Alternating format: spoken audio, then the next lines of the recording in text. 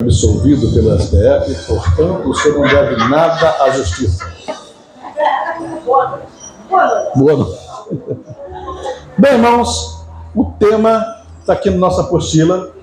Eu fiz uma apostila bem bonita, porque eu queria uma foto para colocar, comecei a procurar até depois. É uma foto de 3 gerações, eu vou botar minha geração aqui. Botei minha cara, botei cara de filha, botei cara de neto, botando todo mundo aqui. Vocês podem ver que nessa pequena foto aqui tem 3 gerações. Né? Aí coloquei aqui como a apostila é só para nós, eu sou interna, então ninguém vai achar que eu sou vaidoso que quis aparecer. Amém? O tema é um tema especial que fala sobre a bênção das 3 gerações. Há um padrão divino que Deus na Terra, ele sempre opera com 3 gerações. É um padrão, um protocolo. Isso não quer dizer que Deus é obrigado a só trabalhar com 3. Às vezes eu trabalho com 1, com 2, com 3, com 10, com 20, com 30, com 50, né? Vai ter um texto aqui que nós vamos falar aqui, que entre Davi e Jesus Cristo foram 28 gerações. E Jesus Cristo, lá na 28ª geração, é chamado de filho de Davi. E Davi estava 28 gerações atrás dele. Então, ou seja, todas aquelas gerações entre um e outro, Deus foi trabalhando até chegar em Davi. Mas normalmente o padrão que a gente encontra na Bíblia são 3. O pai, o filho e o neto, né? Às vezes ultrapassa um pouco, ou às vezes nem chega na 3ª, né? O caso de Gideão, por exemplo, o caso de algumas pessoas que não tiveram geração seguinte. Então é um padrão trabalhar com 3 gerações. Isso vai nos fazer entender como é que se cumpre o ministério na terra. O apóstolo, o pastor, o evangelista, o profeta, o mestre, todo mundo entende que nós às vezes começamos uma obra, mas não vamos terminá-la. Alguém começa, da sequência, depois vem o outro que vai continuar, e depois vai vir um terceiro que vai mais longe ainda. Sempre foi assim. Deus deu uma promessa para Abraão, Abraão aceitou a promessa, creu na promessa, mas a Bíblia diz lá em Hebreus que ele não chegou a ver o cumprimento da promessa. Ele seria pai de multidão, mas ele nunca viu essa multidão. E até hoje em Israel, você vai lá e as pessoas continuam dizendo que são filhos de Abraão. Eu sou filho de Abraão, mas Abraão está 40, 50, 100 gerações atrás. Mas só que aquilo que funcionou lá atrás continua o padrão, o DNA, a personalidade, o temperamento, os ensinamentos, tudo que Abraão viveu, a pessoa vive também. E você vai aprender aqui que certas coisas que estão escritas na Bíblia não é bem o que você pensa, né? Pelo menos eu vou tentar explicar isso. Vou dar um pequeno exemplo, está aqui dentro, mas vou logo falar. Vocês já viram a Bíblia diz assim: portanto deixará o homem seu pai e sua mãe, unir-se à sua mulher, e serão ambos uma só carne. Não é isso? Os pastores pensam que Deus colocou esse versículo, Deus escreveu esse versículo para que os pastores pudessem botar no sermão da cerimônia de casamento. E todo pastor fala isso lá. Só que o que Deus está falando aqui é uma coisa muito maior, muito mais profunda do que a gente imagina.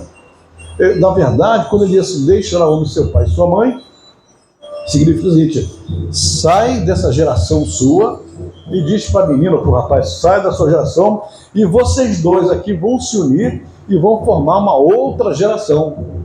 Às vezes Deus pega aquela geração que era só para fazer um filho. Fez o filho, agora eu vou usar o teu filho. E vou usar a tua filha, o teu filho do outro lado. Então, a partir daí. Aí, quando assim, aquilo que Deus uniu, não separe o homem. Deus não está falando do marido divorciado da mulher divorciada do marido. O assunto não é esse aí. O assunto é o seguinte: não interrompa o que Deus está fazendo com você. Aquilo que Deus uniu, se Deus uniu você uma pessoa, na verdade ele juntou as 2 gerações, porque ele quer trabalhar com essas gerações, não pode separar de jeito nenhum. Então vocês vão observar certas coisas na Bíblia interessantes, que tudo de Deus era super planejado. Então, por exemplo, Abraão estava lá na Mesopotâmia, lá na Caldeia. Então ele disse: sai daí e sai da tua parentela. A expressão parentela, quando a gente lê rapidamente, dá a impressão que era para largar os irmãos, largar o pai, a mãe, todo mundo e sair fora. Na verdade, o Senhor está dizendo assim: sai dessa geração aí, que a tua geração, você é gente boa, você é um camarada legal, mas a sua geração é corrompida. Até porque aquele pessoal vivia numa idolatria, né? Tinha muita idolatria, e a maior idolatria que tinha na Mesopotâmia naquela época eram os adoradores da lua. A lua surgiu, ficava todo mundo adorando a lua, achando que a lua tinha efeito especial, poderes e tal, idolatrava a deusa lua. Então, era dessa geração. Como Deus queria uma geração a partir de Abraão, Deus não podia deixar Isaac nascer na Mesopotâmia. Se ele nasce lá, ele ia ser influenciado por essas gerações. Aí você diz, sai daí para uma terra que eu te mostrarei. E ele foi lá para o deserto, chegou em Berseba, lá no norte de Israel, e se estabeleceu lá, até numa situação estranha, porque lá na Mesopotâmia tinha fazenda, tinha gado, tinha tudo, era rico, poderoso, ele e o pai dele, e de repente Deus leva ele para o deserto, e assim, ó, levanta os teus olhos, olha para cá, olha para lá, olha para cima, olha para baixo, para onde você olhar, onde alcançar a tua vista, é teu. Aí ele olhou, só estou vendo pedra de deserto, pedra de nada debaixo daqui. Pois é isso aí que eu vou te dar. Mas ele aceitou. Então, veja bem, Isaac se casou no deserto e cresceu no deserto e foi educado no deserto, exatamente no lugar onde Deus queria. Lá em Berseba, deserto de Berseba, que na época não era Canaã, na época era apenas um deserto, né? Futuramente, depois que muita gente se instalou ali, é que depois, quando tira o pessoal lá do Egito, vai para Canaã, era justamente onde Deus tinha colocado Abraão, né? E ali se estabeleceu a terra de Israel. Aí ele foi criado ali. Mas ele ali, olha que coisa interessante, o Senhor disse assim, olha, seu filho vai casar agora. Aí ele pegou, depois eu vou ler com detalhe aqui, ele pegou e chamou o seu servo, Eliezer, né, Damasceno, e disse, vai buscar uma esposa para o meu filho. Aí ele foi, tá bom, mas e se por acaso a mulher não quiser vir, o que eu faço? Eu pego o teu filho e levo até ela, para ela ver quem é? Ele disse, não, de jeito nenhum, não quero que você leve meu filho para lá de volta, lá para aquele lugar de jeito nenhum. Ou seja, Abraão já entendia que aquele lugar não era bom. E que lugar era esse? Olha, quando ele foi buscar a Rebeca para Isaac, ele foi buscar exatamente no lugar onde eles viviam, porque ele queria jeito da família, que ele conhecia que era gente boa. Abraão sabia que tinha alguém lá que era gente boa. E exatamente quando ele falou, encontrou a Rebeca, que era o que Abraão queria. E Rebeca era de Arã também, da onde tinha vindo Abraão, seu pai, lá em Padarã. Então trouxe de lá para cá, mas não queria, de jeito nenhum, que Isaac saísse do deserto e fosse até lá. Ele podia ser assediado, ele poderia ficar encantado, ele poderia gostar. Olha, meu pai, gostei daqui, não volto mais para casa não. Não, meu filho vai ficar aqui. Traz ela. Se ela não quiser, aí você está desobrigado, a sua obrigação fica livre, sem problema nenhum. Mas só que ela aceitou, mostrou bondade e veio e ficou com ele. Então, porque Abraão estava começando a entender uma coisa. Quando disse que ele seria pai de multidão, ele sabia que ele tinha que ter uma linhagem, uma descendência, uma genealogia perfeita. Não posso fazer aqui nada errado. Por isso ele aceitou todo o sacrifício que Deus impôs a ele, para que ele pudesse gerar uma descendência perfeita e abençoada, como de fato ele fez. Então, no caso de Abraão, 3 gerações, Abraão, Isaac e Jacó. Né? Então vocês viram que é uma coisa interessante, porque ele manteve a linha que Deus queria que ele tivesse, até chegar em Jacó. Amém? Estão entendendo, irmãos? Se vocês não estão entendendo, você levanta logo a mão, para que a gente possa explicar melhor. Antes de ir à frente, eu queria explicar a vocês o que significa uma geração. Quando você vai na Bíblia ver o que é uma geração, você observa que quando o pessoal estava no Egito, a profecia do seguinte, e vocês ficarão aqui até a 4ª geração. E eles ficaram cerca de 400 anos. Nessa época, a geração foi contada, indicada por Deus, que cada geração duraria 100 anos. Então, foi uma exceção. No deserto, no Egito, a geração tinha como é que eu falo? Um protocolo? Não, tinha um padrão de 100 anos. A 4ª geração foi quando eles saíram de lá. Porém, quando você chega em outro versículo, você vai ver que a geração cai para 38 a 40 anos. Esse padrão de 38 a 40 anos é o que ficou registrado para sempre até hoje. E por que 40 anos? 40 anos porque naquele tempo as pessoas tinham vida muito longa, né? No caso de Abraão, por exemplo, quando a mulher dele morreu, quando Sara morreu, ele casou novamente, e depois que ele casou novamente, ele teve mais 5 ou 6 filhos lá, ou seja, ele continuou gerando filho. Quando ele continuou gerando filho, ele já estava com 130 anos, 140 anos, estava bem velho e gerando filhos. Então as pessoas tinham longevidade. Porém, a partir do dilúvio, aí os anos da pessoa na Terra foram reduzidos para 120 anos. Quando a Bíblia diz que os seus anos serão 120 anos, é uma coisa interessante. A ciência hoje tem provas tremendas acerca do corpo humano, que diz que o corpo humano ele é programado, projetado para só viver 120 anos. Ou seja, uma pessoa se tiver doença, não tiver problema nenhum, o máximo que ela vai chegar, sendo perfeita, é até 120. Com 120, o corpo, então, não aguenta mais. Foi Deus que fez isso.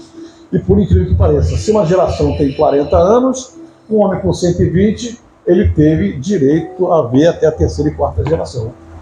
Porque ele vivia as 3 gerações. Amém? Deus é maravilhoso, né, quando faz isso, né? Bem, as gerações, quando fala 40 anos, é porque 40 anos uma pessoa já teve a oportunidade, nem todos, mas agora tiveram a oportunidade de estar casados e terem filhos. Então um homem com 40 anos, pelo menos ele já viu sua segunda geração. Se ele vai a 60, 80, ele pode ver a sua terceira geração. Então uma coisa vai passando para a outra. Quando a Bíblia fala que você deve instruir o menino no caminho que deve andar e até quando crescer não se desviará dele, os crentes, principalmente pentecostais, dizem o seguinte: você tem que levar seu filho para a escola dominical, tem que levar para a igreja, porque quando ele crescer, ele não vai se desviar da igreja. Isso é uma explicação muito simplória, até porque no dia que isso foi falado lá em Provérbios, não existia igreja, nem tinha igreja. O que Deus está dizendo, o que Deus está ensinando, o que Ele está falando, é que você tem que pegar a sua geração e ensinar a viver de tal maneira na presença de Deus, que quando ele crescer, ele não se desvie do propósito que Deus tem na vida dele. Olha a diferença. Deus não está mandando você preparar um crente para a igreja futura. Deus está mandando dizer para você preparar alguém que vai ficar dentro do propósito que Ele estabeleceu. E você tem que saber qual é o propósito. Então, um pai e uma mãe dá estudo, dá ensino para o filho, mas tem que dar os valores morais, valores espirituais, para ele entender quem é Deus.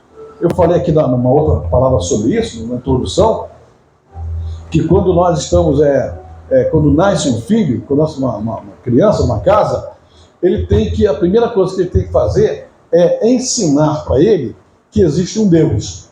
Ele tem que apresentar esse Deus. Ó, Deus é assim, assim, assim, assim, ele faz isso, ele é justo, tal, ele é bondoso, misericordioso, assim, assim. Depois, ensinar para o filho a palavra desse Deus.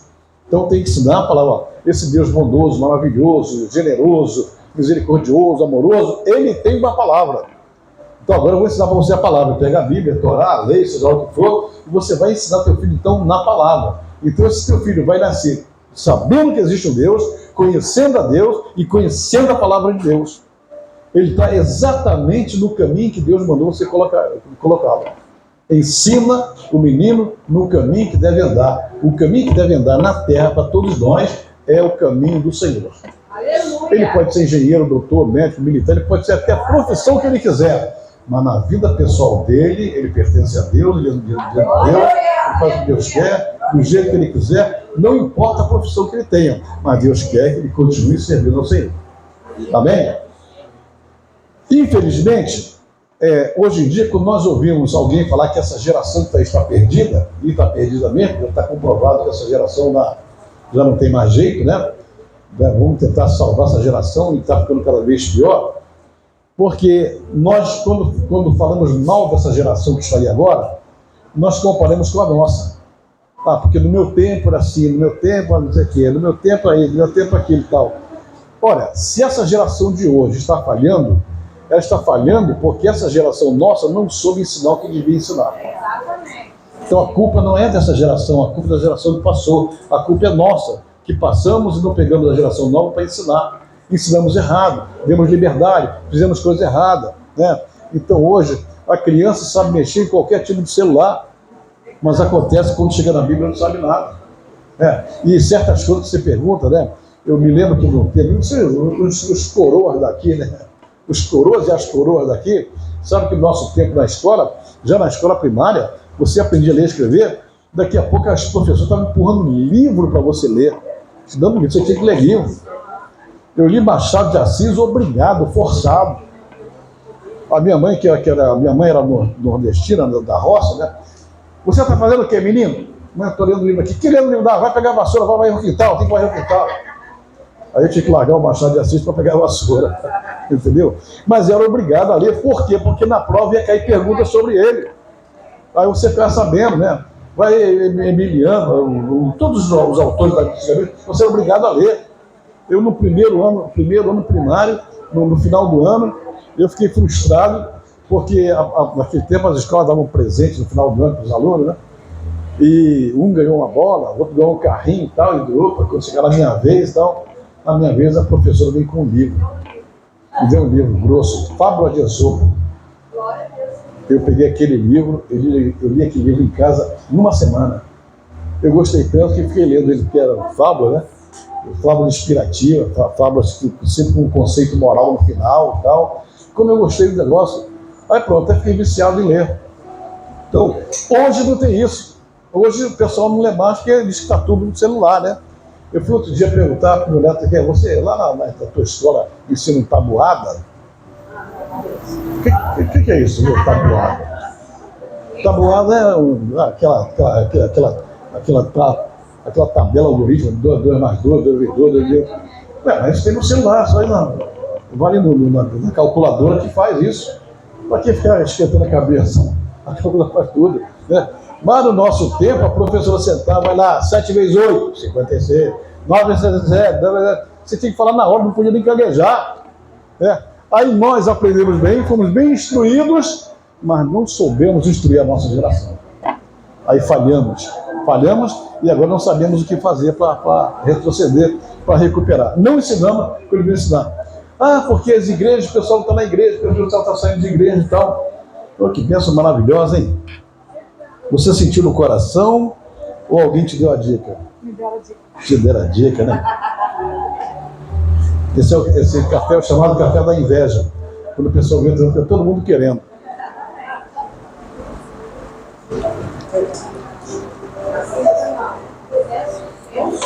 Então, na verdade, a falha foi nossa, né? E se nós não fizermos alguma coisa, essa próxima geração que está perdida, vai fazer outra mais perdida ainda. E aí, irmãos, vai ser difícil trazer esse povo de volta para a igreja. Porque hoje em dia, a internet, as redes sociais, elas estão oferecendo muito mais coisas do que a igreja. E a igreja, ela não soube evoluir, ela não soube se aprimorar. Não é mundanizar, não. Eu digo, a igreja precisava entender que a evolução do mundo, por exemplo, Cristo, quando veio à Terra, ele nunca usou terno e gravata, porque não era daquele tempo terno e gravata. Era um vestidão comprido, aquela roupa toda, né? Era o talite que ele tinha, tudo isso. Só que o tempo mudando. Se Cristo viesse hoje para salvar o pecador, ele viria de terno e gravata. Só que na nossa geração, o terno e a gravata também já acabaram. E o pastor prega mais de terno e gravata. Acabou esse negócio. Aliás, eu vou amanhã à noite, vou estar consagrando os obreiros lá na igreja do apóstolo Roberto. Aí ele falou assim para mim, ô cabeça, tu vai vir esporte, tu vai vir de terno. Aí eu falei assim, rapaz, a igreja é tua, você mandar eu faço, então eu venho de terno. Eu disse, senhor, eu esqueci, eu pensei que tinha acabado com meus ternos todinho aqui, não tinha ficado vendo, mas ela tinha umzinho lá, graças a Deus. A igreja é dele, eu vou me apresentar conforme ele quer. Mas olha a evolução, ninguém se escandaliza hoje se um pastor não chega a terno. Eu, por exemplo, quando eu vou pregar numa Assembleia de Deus, eu vou de terno e gravata, porque lá ainda é assim. Eu respeito o ambiente, mas o mundo evoluiu. Então as coisas estão acontecendo de outra maneira e nós, às vezes, estamos radicalizando. De tal maneira que a gente não consegue mais ganhar o pecador, porque a gente não consegue compreender como pecador. Então, se, por exemplo, o sujeito usa droga, aí, em vez da gente tentar descobrir por que ele começou a usar droga, se ele teve problema, se ele teve trauma, se foi demônio, se não foi demônio, se foi macumba, a gente já começa de sola. É o seguinte, o droga vai te matar, droga mata, droga não presta, droga é isso, droga é aquilo e tal. Ele não quer saber isso, ele já sabe. Ele quer saber como sair daquilo ali. Mas só que nós, cristãos que nunca usamos droga, a gente não sabe o que dizer para um camarada que vive na droga. Não é que você vai ter que experimentar a droga, não. Você tem que, pelo menos, entender, estudar qual é o efeito da droga. Né? Eu li um livro em inglês lá nos Estados Unidos, quando eu estava no Canadá, livro que mandaram dos Estados Unidos para mim, sobre a cocaína, sobre vício, né? E descobri uma coisa interessante, lá estava escrito lá, os cientistas falaram lá, que muitas pessoas nunca usaram droga, cocaína, maconha, nada, mas eles veem pornografia, né? Veem pornografia. Aí esse estudo, essa ciência diz que a área do cérebro que faz a pessoa, né, a parte do cérebro que faz a pessoa viciar em cocaína é a mesma que faz a pessoa viciar em pornografia. É o mesmo tipo de vício. Então, uma pessoa que está viciada em pornografia, ele tem que tomar cuidado, porque qualquer dia ele vai dar uma cheiradinha na cocaína e vai achar que é a mesma coisa. Olha que coisa interessante, né? Parece que é uma área cinzenta do cérebro que quando bate ali, o efeito ali é terrível. O neurônio que cuida dessa parte, o neurônio é o mesmo. Para a pornografia, para a cocaína é a mesma coisa. Isso é científico, né? Eu ainda tive chance de aprender esse negócio, mas tem gente que não aprende. Então você vai ter que entender. Você vai falar com o macumbeiro, aí você já vai logo dizendo que você é demônio, que é isso aqui e tal. Você nem tenta saber qual o sofrimento dele, qual o problema dele, qual a situação dele, se ele vive bem, se não vive bem com a esposa e tal. Você já vai direto de solo nos demônios dele e quer acabar com ele, né? Se tem um macumbeiro, seu vizinho, você não fala com ele, não dá boa tarde, ele não faz nada a ele. Eu conto uma história que aconteceu comigo quando eu entrei lá na universidade, na Suan, cuidar direito lá. Quando eu entrei, eu disse assim, vou entrar, eu não quero dizer para ninguém que eu sou pastor, vou chegar aqui disfarçado de incrédulo, quero que ninguém me reconheça. Aí cheguei, dei azar, porque já tinha começado a aula, o primeiro dia, e tinha me falado que eles dão trote nos calouros, né? Então eu resolvi ir mais tarde para ninguém me pegar, com esse negócio de trote. Quando eu entrei na sala, tinha uns 50 anos sentados. Quando eu entrei na sala, pedi licença, professor dá licença, tal. Quando eu entrei, tinha uma crente lá no meio da sala que me conhecia. E essas crentes escandalosas. Pastor Paulo Ventura, que maravilha, o senhor na nossa classe também, que benção e tal. E lá no canto da parede tinha um pai de santo, vestido de branco, cheio de patuá, um chapeuzinho branco também. E ele assim de lado, assim, não falava com ninguém, de cabeça baixa, ninguém nem chegava perto dele. O cara ficou isolado, totalmente isolado. Quando a irmã me identifica como pastor, tinha uma outra gaiata na frente, até depois ficou minha amiga, chamada Maria, ela hoje é advogada.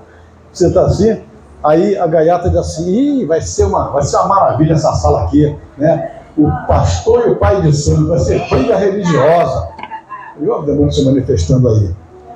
Aí se pronto, agora pegou. Já fui identificado como pastor, não tem problema não. Orei a Deus ali em silêncio, Deus deu sabedoria. Na hora que deu a paradinha pro café, que todo mundo saiu para comer o salgadinho, o bolo ali no café e tal, aí eu fui pai de santo, eu quero falar contigo. Falar comigo o quê? Quero falar contigo. Vai falar o quê?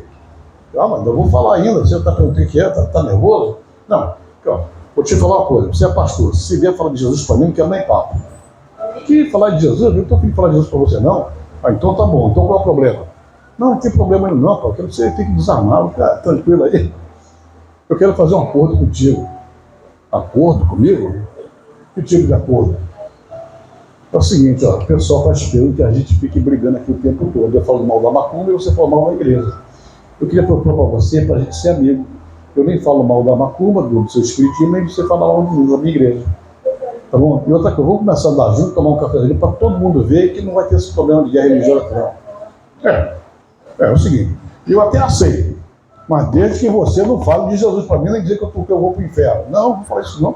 Aí ele chamei ele para tomar um café. Graças a Deus que ele estava ali na Pindaíba, então era sempre eu que pagava o café. Aí ele gostava de andar comigo, né?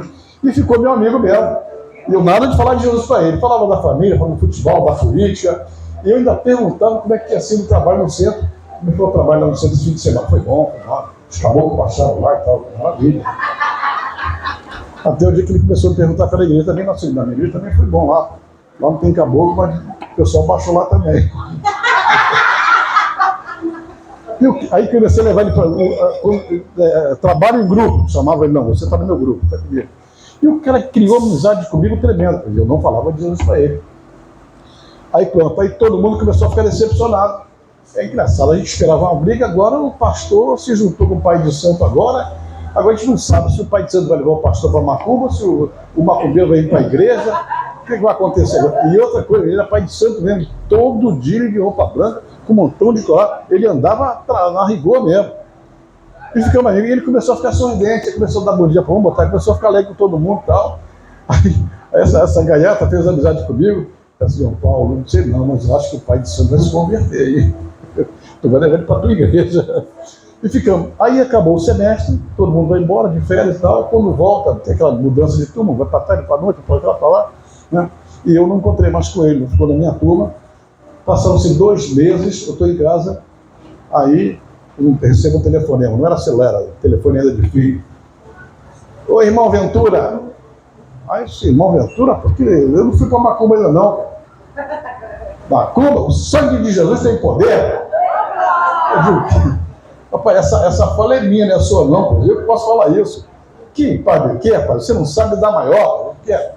Eu fechei o centro, estou na igreja, fui batizado com a minha mulher, tentei procurar você para que você viu o meu batismo, não consegui te achar e tal. Eu agora sou salvo em Cristo Jesus. Cara, que maravilha, glória a Deus, aleluia. Aí foi onde eu perguntei, estou contente com isso, mas você fechou o centro lá e o pessoal não se aborreceu com você, não? Não, a metade eu trouxe comigo, metade quando eu vi, a metade veio comigo. Está tudo aqui na igreja, que maravilha, que benção. Agora, deixa eu te fazer uma pergunta curiosa. Você nunca deixou, falando de Jesus para você, quem foi que pregou para você? Quem pregou para mim? Que pergunta mais boa? Quem pregou para mim foi você. Digo, eu? Eu não me lembro de nenhum dia que eu tinha falado disso para você. Rapaz, é o seguinte, quando eu comecei a andar com você, comecei a te observar. Comecei a ver você. Todo mundo na sala gostava de você fazia amizade com todo mundo. Até os polícias que tinham na sala fazendo direito lá, quando tinha um problema para resolver numa favela disso aí, eu ia pedir conselho a você, que eu queria fazer. Teve policial lá que disse que ia fazer uma operação na favela, chamou você no canto, eu vi acontecer, chamou você no canto, eu vou fazer uma operação aí, dá para você fazer uma oraçãozinha por mim aqui agora? Dá, o Senhor abençoe o teu servo e tal, se tiver que morrer, que morra o bandido, ele fica salvo, tá? Obrigado. Todo mundo, até os professores te respeitam, pô. Aí eu disse para minha mulher, se um dia eu for crente, eu quero ser igual ao Ventura. Aí ele disse assim, então, rapaz, você nunca me falou nada, mas pela sua atitude, pelo seu jeito, eu nunca vi você mexer com aquelas meninas sapecas que tem lá na sala, nunca vi você se engraçar com mulher nenhuma, você é um cara respeitador, todo mundo tem consideração por você. Eu já vi várias vezes as pessoas estavam conversando, falando palavrão, um rapaz, moço, falando palavrão, quando você chegava, todo mundo parava de falar palavrão. Eu queria ser igual a Ventura. Então foi isso, a tua maneira de viver me converteu. Eu disse, que maravilha, que bom, eu aprendi mais essa, eu vou pregar sem falar mais nada de Cristo agora. Então, quando a palavra diz que nós somos o sal da terra, você tem que se comportar como sal, né, para você poder então fazer aquilo que Deus quer. Como nós não fizemos isso com a nossa geração que chegou, nós agora, né, qual é o filho, qual é a filha que diz assim, eu sou assim porque aprendi com meu pai, aprendi com minha mãe, o gesto deles, a maneira deles, a situação deles. Não tem. Aí você vê que nós falhamos terrivelmente, porque não apresentamos Deus nem a palavra de Deus para essa geração. Eles cresceram sem entender isso. Então, eu vou pular aqui, porque a geração, está tudo escrito aqui, eu não vou ler a apostila para vocês aqui, vocês vão ver em casa. Mas vocês vão ver aqui, está toda a explicação sobre o que é uma geração, a natureza, por que Deus estabeleceu geração, os conceitos de geração da Bíblia, as pessoas que Deus usou. Daqui a pouco o pastor Jorge Coelho vai dar exemplo aqui de 2 ou 3 gerações aí. Tem uma geração, no princípio aqui da palavra, o pessoal chama de geração X e geração Baby Boomers. Essa geração foi a geração que nasceu depois da guerra, 1945 até 1970, até 1980 mais ou menos, que Baby Boomer, quer dizer, o bebê e a mamadeira, o bebê que está de mamadeira, né? É uma geração que foi bem bajulada, cuidada e tudo, e que não experimentou o sofrimento, não experimentou a luta, então nasceu debaixo de um mundo como se isso aqui fosse o paraíso. Depois acabaram descobrindo que não era, e aí ficou essa geração meia torta, né? Até um certo tempo, as gerações antigamente não usavam drogas. Então, você por exemplo, uma música que se gravava, se escrevia uma música há 50, 60 anos atrás, o escritor da música, o autor da música, ele tinha que ser poeta, ele tinha que se inspirar, ele levava dias e dias fazendo uma música, né? Para poder buscar inspiração, entender e tal. Depois da cocaína não, porque ele dá uma cheirada, meia hora depois tem 10 músicas prontas, né? Porque ele vai fazendo aquilo de base uma inspiração carnal, meramente carnal. Meramente carnal, não tem mais aquela inspiração que tinha antigamente. E a inspiração só vem quando você realmente está na presença de Deus. Aqui eu vou mostrar para vocês o versículo que eu falei que mudou de 100 a 38 a 40 anos, né? Em Deuteronômio 2,14. Só na apostila para vocês verem. E os dias que caminhamos desde Cádiz Barneia até que passamos o Ribeiro de Zered foram 38 anos, até que toda aquela geração, uma geração que viveu 38 anos, dos homens de guerra se consumiram no meio de Israel, como o Senhor já havia ordenado. A partir daí foi que ficou estabelecido que uma geração tem aproximadamente 40 anos. 40 anos, a sua geração já começa a ver a outra geração chegando, né? E quando a outra chegando, você vai andando para frente e a outra vai tomando o seu lugar. Isso funciona até hoje. Tem várias passagens aqui, explicando quantas vezes aparece a palavra geração, e tem um versículo aqui que me deixa muito inculcado, está lá no começo de Gênesis, quando fala assim: estas são as gerações. Deixa eu ver se está marcado aqui na minha Bíblia. Isso aqui inculcou minha cabeça, está inculcando até agora, e eu tive uma revelação de Deus sobre isso. Deixa eu ver se está aqui.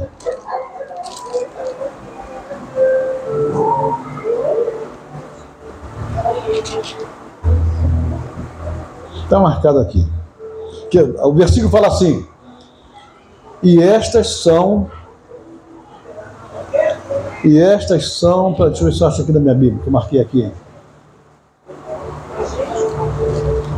Já estou lembrando. E estas são as gerações, da terra e as gerações do céu. O que me inculcou nisso aí foi justamente gerações do céu. Eu não estou pegando aqui direito não, daqui a pouco eu acho. Está logo no comecinho aqui. Eu marquei, mas desmarcou. Né? Gênesis 2,4. 2,4. Deixa eu ver se eu 2,4. É essa mesmo, obrigado. Por isso que é bom ter gente inteligente perto da gente, né? Aqui a minha Bíblia assim: esta é a Gênese dos céus e da terra. Embaixo assim, ou gerações. A palavra certa é gerações. Toledot é geração em hebraico. Então, gerações da terra, nós entendemos, sabemos. Gerações do céu, que gerações são essas? Será que lá está nascendo filho também toda hora? Não está. O problema é que aqui na terra, depois do pecado, Deus, quando criou o homem, criou para ter uma geração só perfeita. Então, se Adão não tivesse pecado, ainda hoje nós seríamos a geração de Adão e estaremos todos abençoados, felizes, né? Sem problema nenhum, sem enfermidade, sem crime, sem morte, sem nada. Mas a partir do pecado, então, surgiu 2 gerações. E a geração do mal, ela também começou a se proliferar. Agora, preste atenção numa coisa interessante. Eu não falei para vocês que Deus tem um propósito com uma geração e passa para a segunda, para a terceira e vai cumprindo o propósito? Do outro lado, da geração das trevas, é a mesma coisa. O diabo, quando ele entra na geração de alguém, ele domina aquela, domina a próxima, domina a outra, e também fica ali. Quantas vezes a gente vê orações aí de quebra de maldição, porque realmente quando o diabo entra, ele mete a maldição lá e as gerações ficam sofrendo por causa disso. Tem que ser rompida. Hoje eu falei para a apóstola Rutilena que no final aqui do trabalho, nós vamos fazer um ato profético aqui com todos vocês, não para quebrar maldição nenhuma. A melhor maneira de você quebrar uma maldição, a forma correta de você quebrar uma maldição, é trazendo uma bênção para essa geração, para uma pessoa. Quando você bota a bênção de Deus na vida de uma pessoa, a maldição terá e desaparece. Não precisa você repreender a maldição, basta trazer a bênção. Quando a bênção chega, a maldição desaparece. Foi exatamente o que aconteceu com todos nós aqui. Acontece quando você entrou na igreja, se converteu, levantou a mão, aceitou Jesus como Salvador. Quando Jesus entrou, um monte de coisa saiu da sua vida. Você morreu para o mundo, né? Acabou aquilo ali. Então, quando você quer quebrar a maldição de alguém, encha a vida da pessoa de bênção. Se a bênção chegar, a maldição não fica. Luz não tem comunhão com as trevas. Se tem bênção, a treva cai fora. Não fica mais. É a forma correta. Não sei quem foi que me pediu, foi minha irmã que pediu assim, você tem uma coisa sobre quebra de maldição? Tem. Eu tinha levado o PJ para o futebol ontem, não tinha nada para ver, fiquei 3 horas lá sem fazer nada lá, enquanto ele jogava. Eu disse, bom, já que ela fez essa pergunta, eu vou dar um estudo bíblico para ela. Comecei a falar. Puxa vida, eu não tinha pensado nisso, você tem razão, né? Para que quebrar a maldição se a gente pode levar a bênção? Se quando Deus nos salvou, lá no livro de Marcos fala sobre isso, quando Ele nos salvou, Ele disse que nós somos pregadores de boas novas. Você tem que trazer uma novidade para a pessoa que está na pior. Quando a novidade chega, ela mesmo se livra da maldição. Ela não quer mais saber de maldição. Então, na verdade, é isso, porque não adianta você ficar repreendendo a maldição aqui hoje, ali, acolá, e daqui a pouco, né? Vai acontecer a mesma coisa, vai repetir a mesma coisa. Então, traz a bênção, que a bênção, então, tira a maldição. Então, hoje, da mesma forma que Deus abençoa a geração do céu, que são aqueles que estão na presença de Deus, a geração da terra também se multiplica. Por que o mundo está ficando cada vez pior? Por que a criminalidade aumenta? Por que a droga aumenta? Por que o pecado aumenta?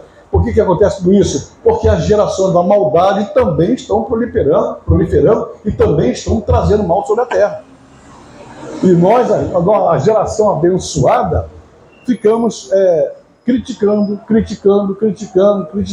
não fazendo nada. Tem que fazer alguma coisa, tem que reagir, né? Vamos lá. Deixa eu passar aqui rapidamente. Ô Jorge, você está com o capítulo 2, não é isso?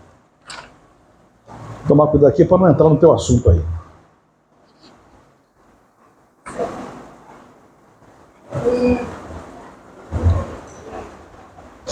Tá ótimo.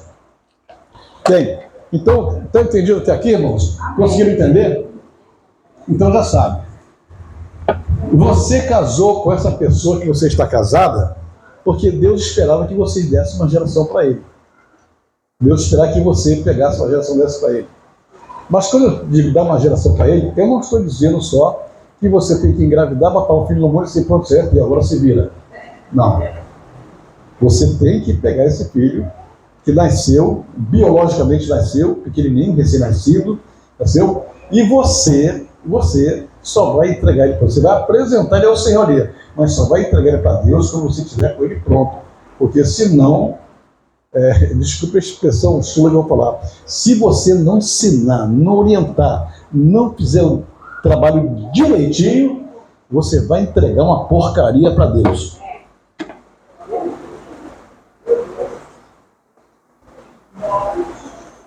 Eu fico com pena quando as pessoas, às vezes a gente vai num lugar, vai em área de comunidade lá no Rio de Janeiro, que as irmãs falam assim, ora pelo meu filho que ele está nas drogas, ora pelo meu filho que ele está traficando. A gente, claro, a gente tem que orar, nós somos pastores, estamos aqui para isso. Mas fiquei imaginando o que aconteceu atrás que ela deixou o filho entrar nas drogas. Por que ela não ajudou lá atrás? Por que ela não fez alguma coisa atrás? Porque não tinha tempo, ela saía para trabalhar, o marido saía para trabalhar, largava o filho lá e aconteceu o que acontecia. Então a gente tem que tomar muito cuidado, porque se você não fizer direito hoje, você vai chorar depois. Claro que Deus é misericordioso, Deus é bondoso, Deus é generoso, Ele vai entender quando você der a porcaria para Ele, vai pegar essa porcaria e vai fazer do jeito dele. Né? Ele vai trabalhar e vai transformar a vida da pessoa. Né? E claro, vai ser uma bênção. Assim, né? Nós temos apóstolos da nossa rede que eram assaltantes de carro forte, né? E, claro, assaltou vários carros fortes para ir, mas hoje estão pregando a palavra, está viajando, está ensinando e tal. Deus pegou uma porcaria e transformou numa bênção. Né? Mas isso acontece. Mas o que Deus queria é que quando você entregasse como Ana, entregasse uma bênção para Deus, né? Senhor, eu vou te dar o filho que vai nascer de mim. Vou só desmamar ele, vou entregar. Entregou de verdade, está aqui, ó, o filho é seu. Entregou na bênção. Mas não como outros que esperam o filho errar, pecar, fazer isso. Por quê? Porque não ensinou direito, né? Uma das situações de Davi é que Davi teve um montão de filhos. Davi teve pelo menos aí uns... Se a gente começar a fazer continha na Bíblia, você vai chamar mais ou menos uns 19 filhos de Davi. Você nem sabe o nome de todos eles, nem eu sei. não aparecem. Mas você sabe de alguns que tiveram episódio, Absalão, né? Tamar e outros mais, outro matou outro, por aí vai. E teve também Salomão. Salomão, aí você vai entender quando chegar nessa parte, que Davi gerou filhos biológicos, né? Filhos biológicos ali com as esposas dele, que foram uma porcaria, não deram para nada. Um estuprou a irmã, o outro matou o estuprador, depois o estuprador que matou o estuprador queria matar o pai também, queria ser rei também. Que confusão na família. Deus queria usar alguém ali, não podia, não tinha como usar, né? Aí aproveitou que Salomão e tal, esse diretor, engraçado, com Salomão ele fez diferente. O Salomão ele ensinou, orientou, falou, doutrinou, ajudou, fez tudo direitinho com Salomão. Aí Salomão virou rei, um rei sábio, né? É claro que depois nós vamos ver aqui uma situação de quando uma geração dá errada, você dá uma olhadinha para trás para ver o que aconteceu lá atrás. Aí você vai ver que Salomão era filho de uma mulher bem estruturada, bem organizada, uma mulher de família, uma mulher que amava o marido dela, uma mulher que tinha uma família abençoada. O marido dela não era um camarada qualquer, o Urias, ele era um sujeito que ele era um dos oficiais do exército de Davi, mas ele não era um soldadinho raso. Além de ser oficial, a Bíblia diz que ele pertencia a um grupo de elite chamado Grupo dos 30, né? Então ele era super treinado, e era tão treinado que eles eram não somente treinados para guerra, para combate, mas eram treinados também no caráter, na moral. Por isso que quando ele foi tirado lá do campo de batalha, que veio para estar em Jerusalém, Davi fez tudo para ele dormir com a mulher, para botar a culpa nele.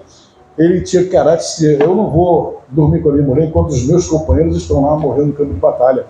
Eu vou ter que voltar para lá, não dormirei com a minha mulher.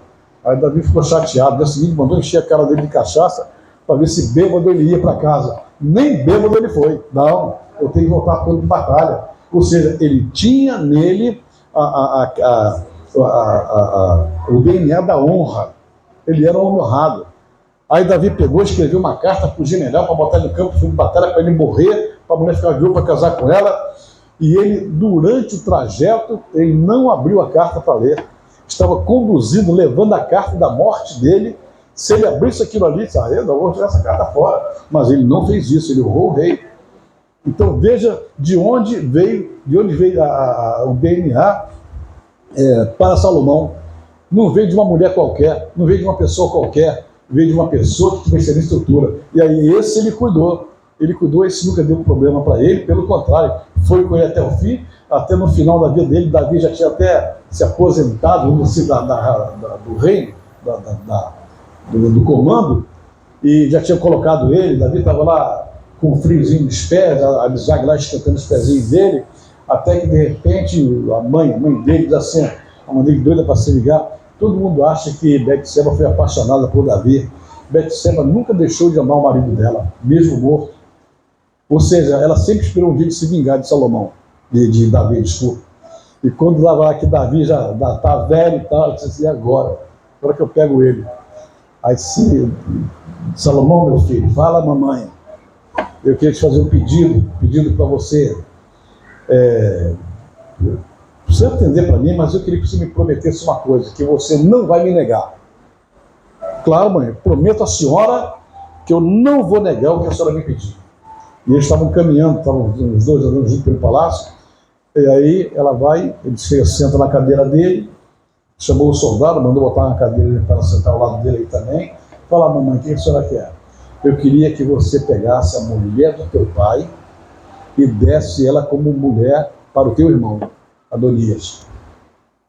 Aí Davi disse: espera aí, eu vou desonrar meu pai, eu vou fazer isso com meu pai velhinho, coitadinho lá, fez tanto por mim, agora eu vou fazer isso? De jeito nenhum. Aliás, pelo jeito que a senhora está me pedindo, a senhora também já devia aproveitar e pedir o reino para Adonias, dá a cadeira para ele também, dá tudo para ele.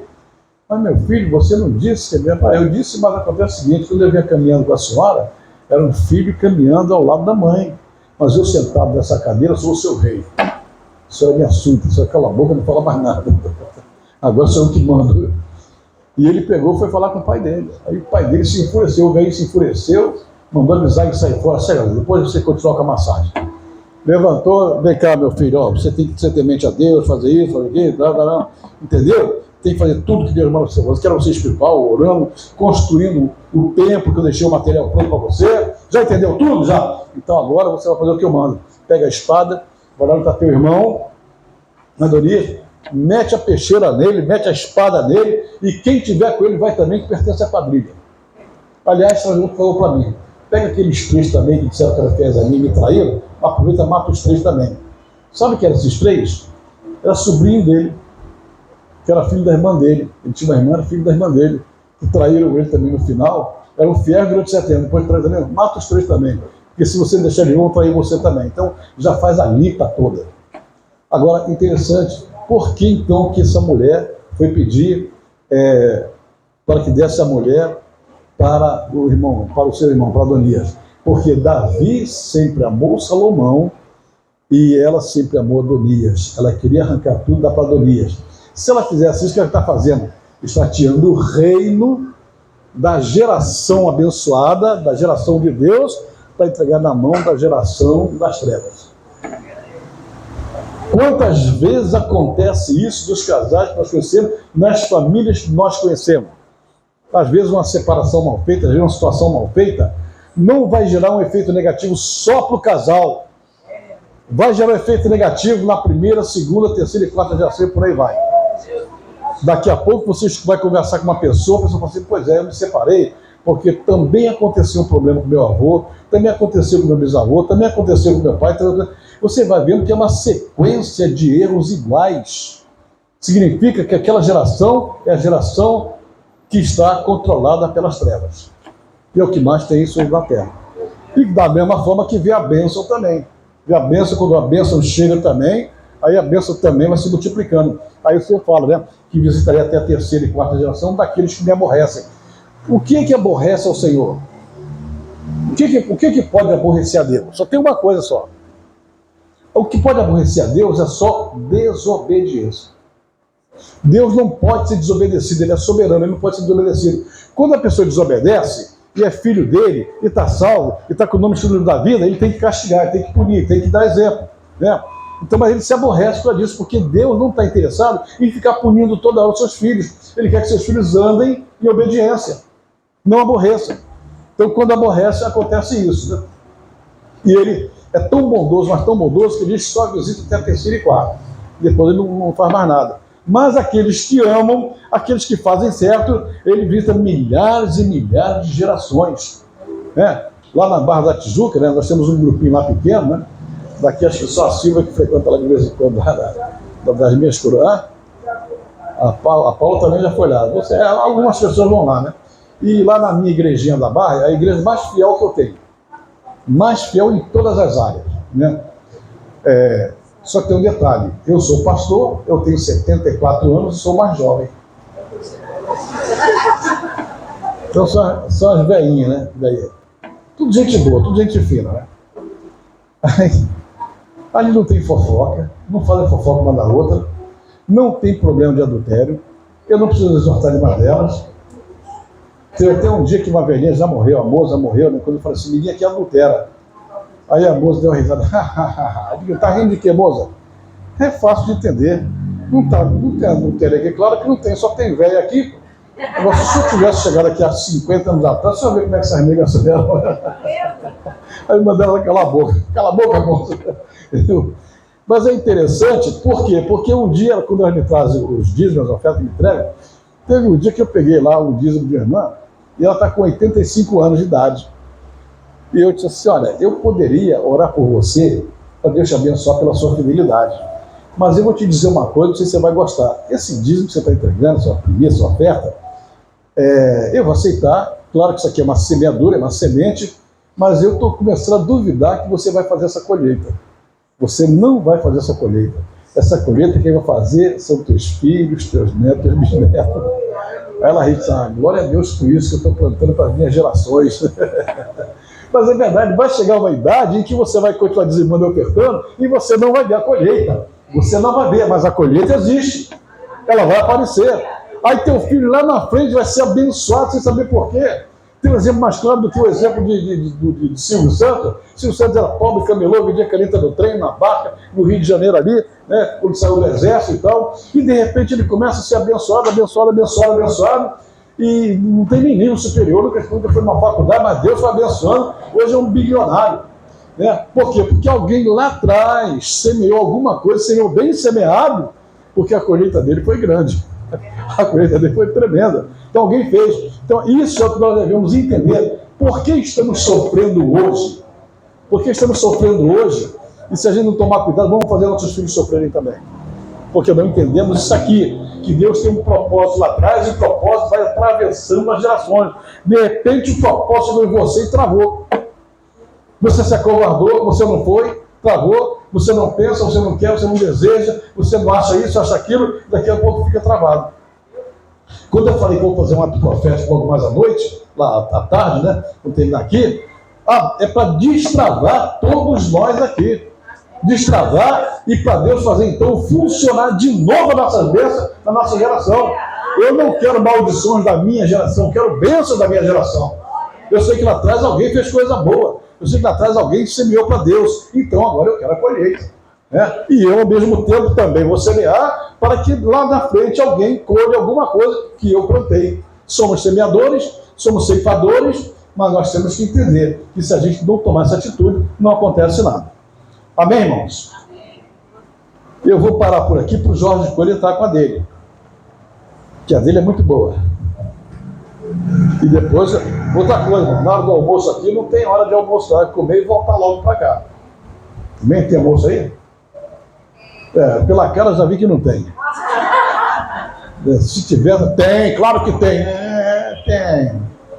Deve ser um sanduíchezinho, cachorro-quente, coisinha qualquer e tal. Um quebra-galho. Mas amém. Alguma pergunta, irmãos? Estão entendendo tudo ou não estão entendendo nada? Tá bom, né? Tá bem. Vocês vão começar a entender por que certas pessoas da Bíblia foram escolhidas a dedo por Deus. Foram escolhidas a dedo por Deus porque ali havia sementes que tinham que germinar. Né? Quando chegar aqui no caso de Raabe, de Ruth, que eram pessoas de fora de Israel, Deus de repente foi buscar lá fora para trazer aqui para dentro. Quando Deus fez isso, é que ele sabia que aquela geração estava perdida, mas tinha alguma coisa boa lá que foi semeada e agora chegou a hora da colheita. E Deus trouxe. Vem, Jorge Coelho, venha. Bom, ninguém fez pergunta de uma coleira? Cláudio, você corta esse para a gente separar os estudos, depois continua com o Coelho. O Coelho